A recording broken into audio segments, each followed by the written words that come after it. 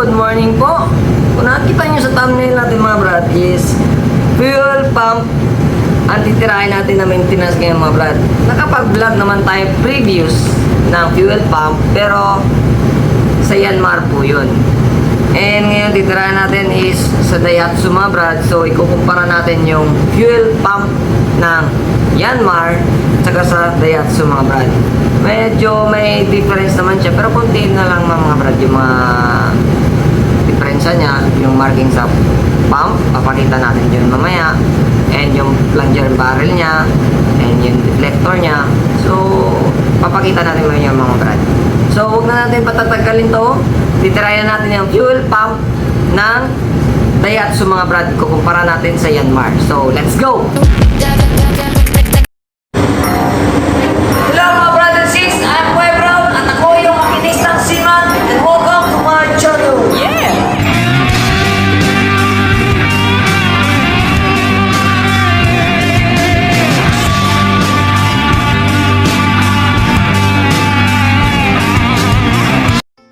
Siyempre, una-una sa lahat mga brad, magbasa tayo ng manual before tayo mag-conduct ng any maintenance.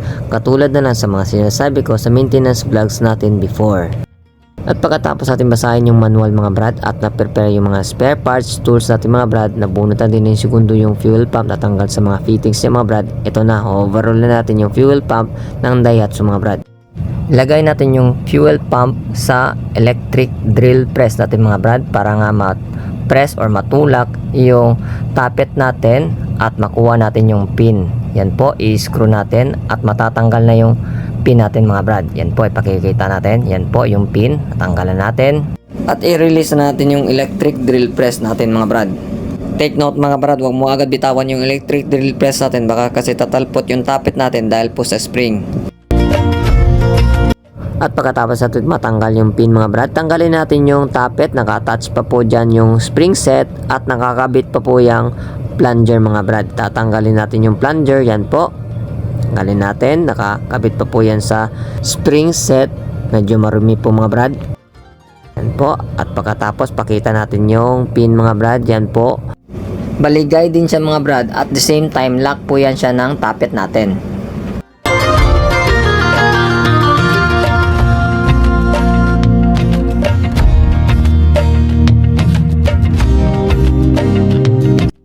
At tatanggalin na natin yung spring plunger natin mga brad. Yan po ang spring plunger natin. Yan po. And susunod natin tanggalin yung control sleeve mga brad.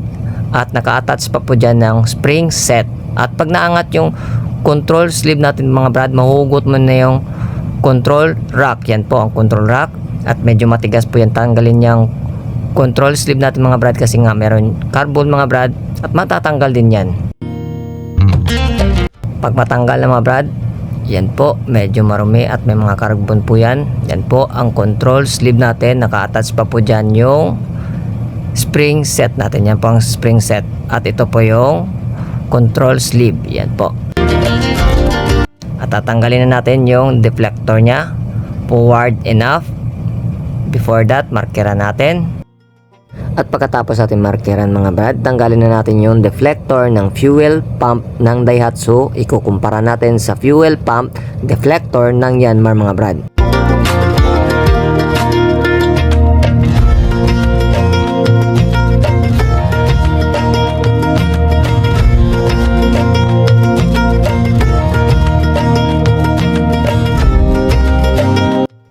At kunting pokpok lang po mga brad, matatanggalan natin yung deflector ng Daihatsu mga brad. Yan po, tatanggalin natin.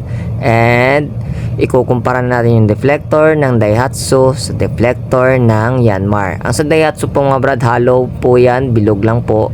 May uring din po. Sa Yanmar po mga brad, patulis and sulit po yun mga brad. Siyempre nilalagyan din yung compass lip or molikot mga brad bago i-install yung deflector natin.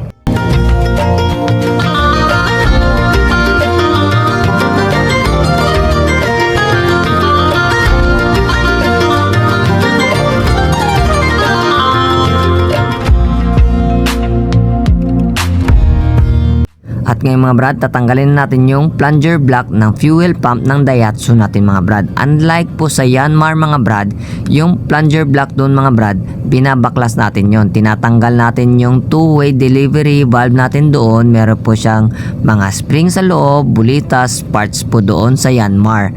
Dito po sa Daihatsu mga brad, yung plunger block niya is assembly. Assembly po natin siya tatanggalin. At yung nire-request natin na plunger block is assembly din mga brad. Kaya assembly din natin siyang sinasalpak.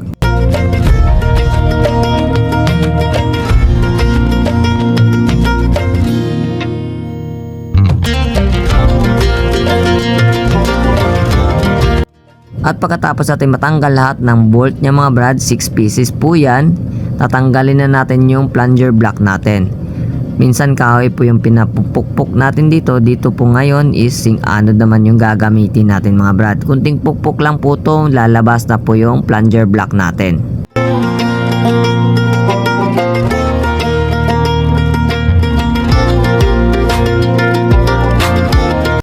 Yan po, pupukpukin natin. Pitik-pitik lang po. Lalabas na po yan yung plunger block natin. Yan po, lumuwag na po. And pagkatapos hugutin na lang natin yung plunger block natin. And according sa manual natin mga brad, replace the plunger assembly, delivery valve assembly, and plunger spring every 16,000 to 24,000 hours or 4 to 5 years mga brad. Pinapalitan yung plunger block barrel natin and plunger mga brad dito sa fuel pump ng Daihatsu.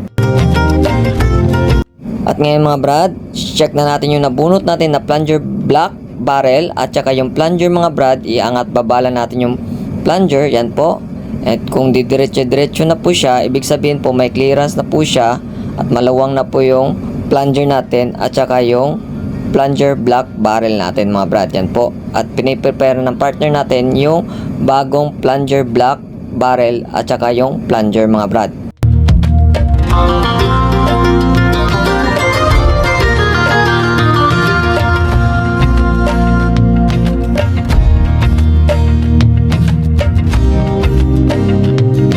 Yan na po yung bagong plunger block barrel at saka yung plunger mga brad. Yan po, binabalatan ng partner natin and bagong bago. At ito po yung mga parts ng fuel pump ng Daihatsu mga brad. Plunger block barrel, plunger, yan po. At yung tappet natin mga brad, yan po ang tappet. Naka-install na po dyan yung plunger spring retainer natin mga brad. Yan po nini-install yung plunger. At ito na po yung bagong plunger block barrel natin mga brad. Ikukumpara natin sa luma mga brad. Yung plunger barrel natin or plunger block barrel na bago po mga brad, medyo mabagal pa po babagsak yung plunger. Yan po, nakikita nyo naman po, nakukumpara natin. Yung bago po is mabagal, yung luma po bumabagsak agad yung plunger natin. Ibig sabihin po may clearance na po yung luma mga brad. Kaya kailangan na natin napalitan sa 16,000 to 24,000 running hours or 4 to 5 years. Pinapalitan po tong plunger block barrel at saka yung plunger. Isang set po yan mga brad.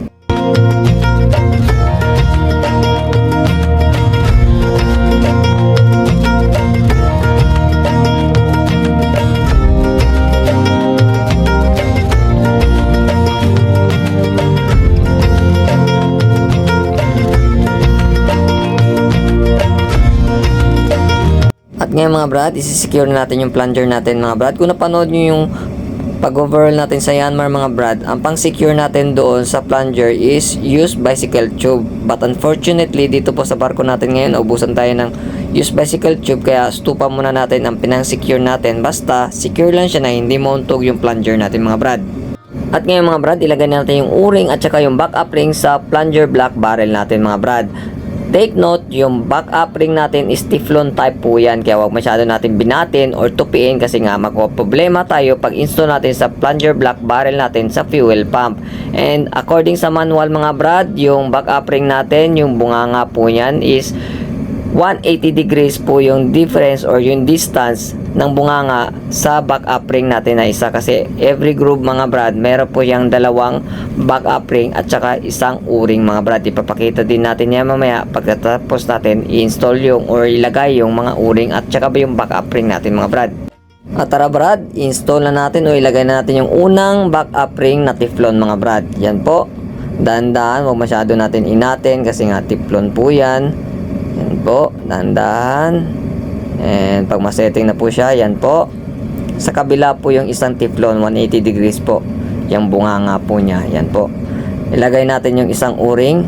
And yung o-ring po nito mga brad, lagyan natin ng grasa at may marking po yung upper o-ring natin. Yan po. Yung pangalawa po, wala po yan. Pakita natin, yan po, klarong-klaro, may yellow po na marking. Yung o-ring. Pagkatapos po natin ilagay yung o-ring, ilagay din natin yung isang back up ring. 180 degrees po yung bunganga niya, sa kabila naman po. So nandito po yung bunganga na isa, and sa kabila po natin ilagay yung isa, dapat dito po, opposite po siya. Lagay na natin dahan-dahan, huwag din natin masyadong binatin kasi nga Teflon. Ingatan din natin. And make sure po na opposite yung bunganga niya, 180 degrees. Yan po, opposite po. Pakita natin. Yan po, kabilaan po siya yung Teflon natin or yung back up ring. And sa second groove naman tayo, prepare natin yung o-ring tsaka yung back up ring. Yan po.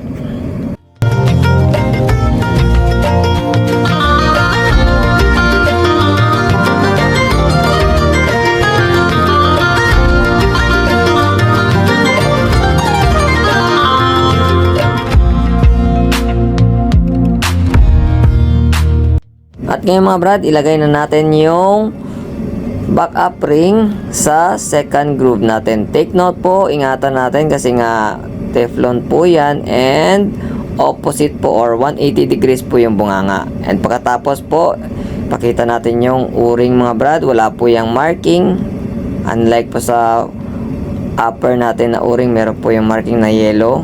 Yan po, wala po. Ilagay muna natin yan sa pinaka last na groove mga brad. Wala pong back up ring yung pinaka last natin. Yan po, lagyan natin ng o-ring naman yung second to the last na groove.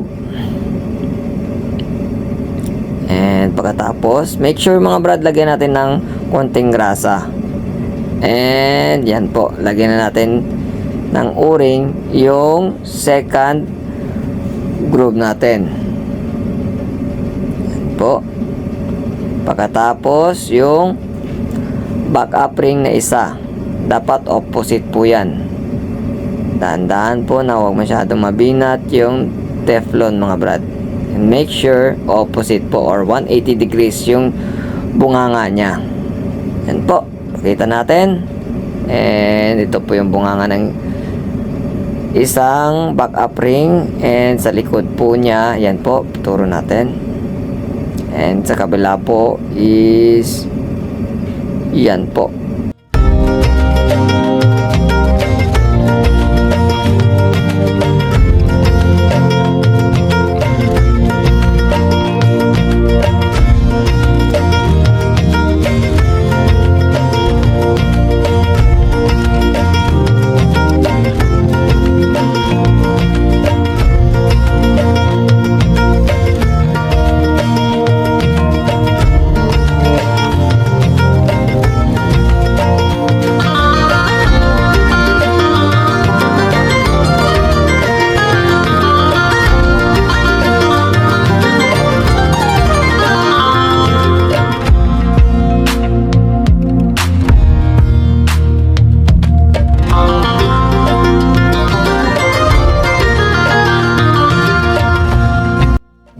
Ngayon mga brad, i-check na natin yung 180 degrees na bunganga or yung buka ng back up ring natin, yung Teflon natin kanina mga brad. Yan po, 180 degrees po yan, dapat kabilaan. Yan po, or opposite.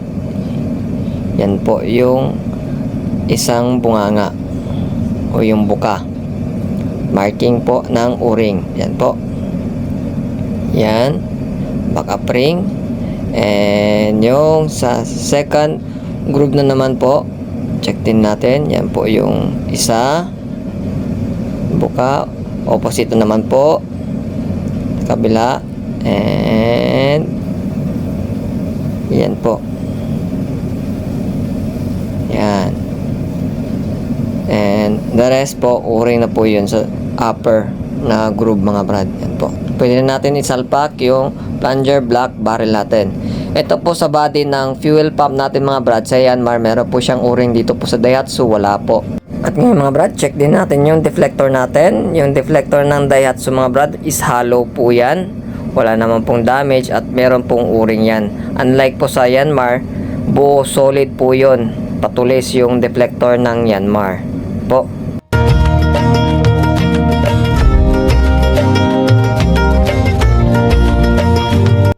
At syempre, paglagay natin ng o-ring, lagyan din natin ng compass lip mga brad, yung deflector natin. Yan po.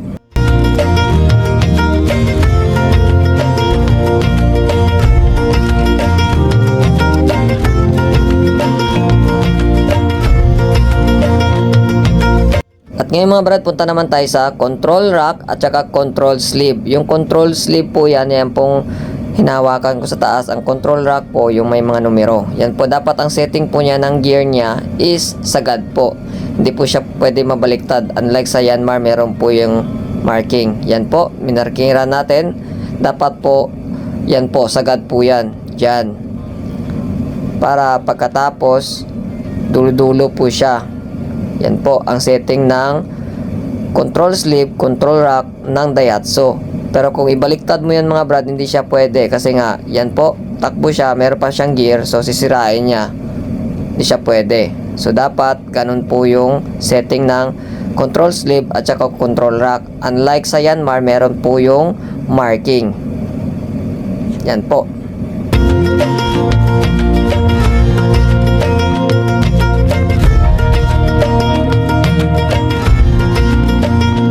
And double check na natin yung body ng fuel pump natin mga brad. Malinis naman po, wala din yung o-ring. Unlike sa Yanmar, meron po yung o-ring doon sa loob. Dito po wala po. And yung marking po, nambura po kasi. Kaya dito na lang ako nagbase sa lumang groove niya po na marking. Yan po, itatapat lang natin dyan. Ang pinaka-importante naman po yung butas ng deflector. Yan po, ipapakita natin. Yan po. Yan po ang butas ng deflector. Yan po. Dapat dyan po yan nakatapat ang kabilaan po. And pwede natin isalpak yung plunger block barrel natin.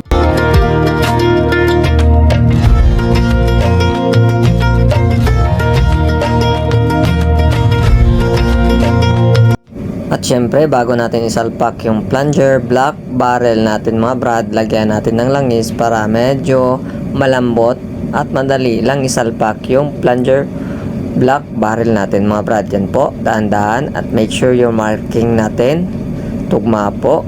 Yan po, isang anggulo na pagsalpak po. Yan, dahan-dahan at mararamdaman nyo naman po pagpasok.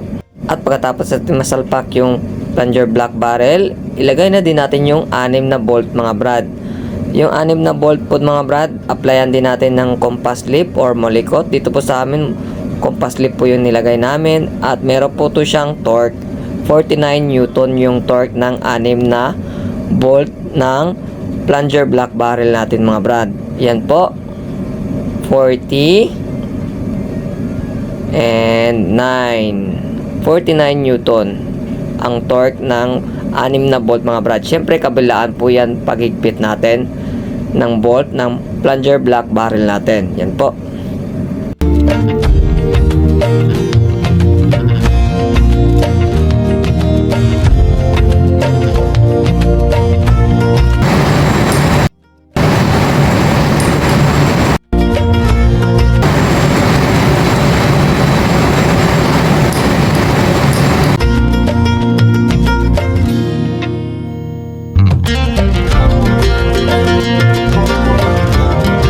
At pagkatapos natin mahigpitan yung 6 na bolt mga brad sa 49 Newton, yung sa plunger block barrel natin, install na natin yung deflector natin, lagyan natin ng compass lip mga brad or molikot. Yan po. At Ngayon, ilagay na natin yung dalawang pirasong deflector natin mga brad. Kabilaan po yan, forward enough. And yung torque po ng deflector natin dito sa Daihatsu sa fuel pump niya is 69 Newton. And ipapakita natin yung setting sa torque range, 60 and 9 Newton. Yan po, 69 Newton. So, higpitan natin yung deflector natin, forward enough ng 69 Newton. Siyempre, kontrahan ng partner natin yan. Gamitan natin ng torque range. Yan po.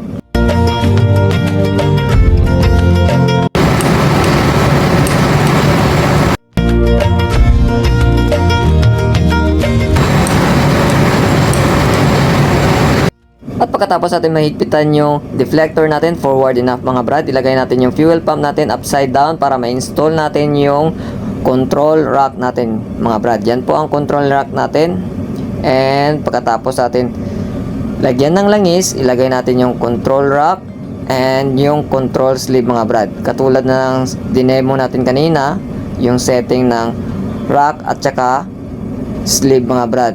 Dapat ganon yung setting natin. Dito siya katulad sa Yanmar na may marking po, and sa Daihatsu po itong rack po natin dapat sakto po talaga. Yan po, pakita natin yung loob, actual sa loob yan mga brad. Yan po, marking natin. Dapat hindi yan siya sobra mga brad, kasi kakainin ng gear yung iba. Yan po, sakto na po yan. Yan, tugmang-tugma yung control rack at saka control sleeve natin. At pagkatapos natin ma-setting yung control rack at saka yung control sleeve mga brad, install na din natin yung spring set mga brad. Langisan din natin. Yan po kasi ang uupuan ng plunger spring natin. Yan po, upuan niya yan. And install natin yung spring set. Make sure na nakasetting din po yun. And yan po, sinesetting natin. And pakita natin yung control sleeve pala mga brad, dapat tugma po yan dyan, naka-align po yan dyan, para hindi tayo mahirapan pag install ng plunger mamaya mga brad. Yan po, make sure po natin na naka-align po yan. And take note mga brad, yung plunger natin na may marking mga brad, dapat po nakatapat po yun sa control rack. Yang wala pong marking, dito po yan dapat nakaharap sa may groove. Yan po, pakita natin yung marking. Yan po, dapat po nakaharap po yan siya sa control rack. Yan po, yan. And yung walang marking doon po sa may groove na pinakita natin kanina, yan po, dapat nakaganon po yan. Yan. So let's go, i-install na natin. Langisan muna natin and ilagay natin siya sa tappet. Pagkatapos ilagay muna natin yung spring para sigurado tayo na hindi makalimutan. And yung walang marking po, dyan po yan nakatapat. Yan po, langisan natin yung plunger bago natin isalpak. Yan po, make sure yung marking nakaharap po sa control rack po. At pagkatapos natin masalpak yung plunger natin mga brad at yung tappet, ilagay na natin siya sa electric drill press. Yan po, take note mga brad, huwag mo siyang pilitin na i-press mga brad, baka madamis yung plunger natin at saka yung control sleeve. Yan po yung pin na ilalagay natin. Mararamdaman mo naman po mga brad, pag malambot lang po siya i-press, ibig sabihin po nakapasok na po yung plunger natin sa control sleeve mga brad. Pwede mo na ilagay yung pin natin. At pagkatapos i-exercise mo yung control rack natin mga brad habang nakapress po yung electric drill press natin. Ibig sabihin po pag malambot na po yan, setting na po yung plunger natin at yung control sleeve mga brad. Okay na po yan mga brad, malambot at smooth na yung control rack natin.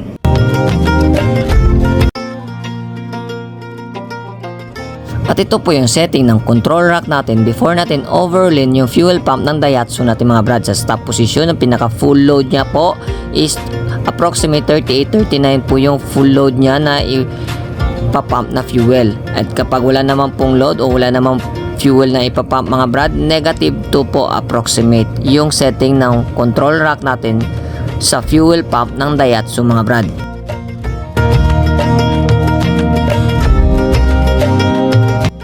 At pagkatapos natin ma-overall yung fuel pump natin sa Daihatsu mga brad, double check natin yung control rack setting natin sa full load mga brad, 38-39 approximate na ibubomba niya na fuel. And kapag wala naman pong load o walang fuel na ibubomba mga brad, negative 2 po.